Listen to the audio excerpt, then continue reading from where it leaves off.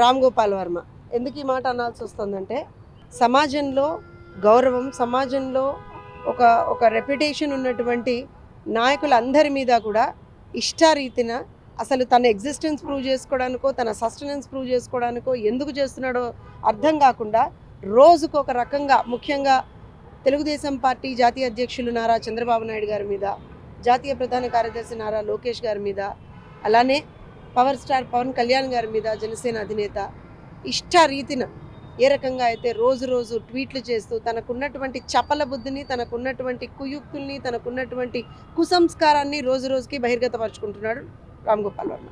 So ఖచ్చితంగా ఇవాళ ఇక్కడ మీరు చూస్తూ ఉన్నారు, ఇది అతని ట్విట్టర్ అకౌంట్లో అనుక్షణం కూడా అతను పోస్ట్ చేస్తున్నాడు. ఇది ఒకటి కావచ్చు, మార్ఫ్డ్ ఫోటోగ్రాఫ్స్, ఎక్కడికక్కడ morphed photographs and also censor board ఇచ్చినటువంటి సర్టిఫికెట్ని కూడా ఈ రకంగా మార్ఫ్ చేసి నేను చూపించుకుంటాను అని చెప్పి తాను ఆ అనుక్షణం కూడా తనకున్నటువంటి ఆ ట్విట్టర్ సోషల్ మీడియా సాక్షిగా రోజు రోజు ఇలాంటి పిచ్చి పనులు చేస్తూ ఉన్నాడు. సో నాకు తెలిసి ఏదో ఒక రకమైనటువంటి మానసిక రోగంతో బాధపడుతున్నటువంటి రామ్ గోపాల్ వర్మ గారి మీద ఖచ్చితంగా యాక్షన్ తీసుకోవాలని చెప్పి ఇవాళ ఇక్కడ కమిషనర్ ఆఫ్ పోలీస్ గారికి వచ్చి మేము వినతి పత్రం ఇవ్వడం జరిగింది.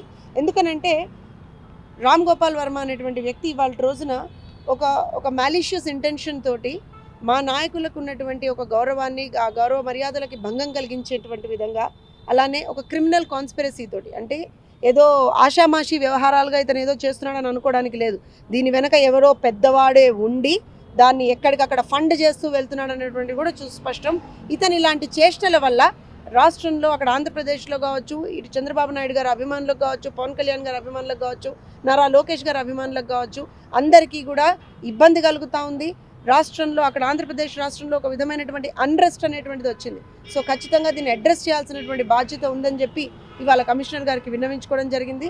దానికి సంబంధించినటువంటి మేము ఇవాళ ఇక్కడ ఒక కంప్లైంట్ ఇచ్చున్నాము, దానికి సంబంధించినటువంటి ఎక్నాలెడ్జ్మెంట్ కూడా తీసుకున్నాం.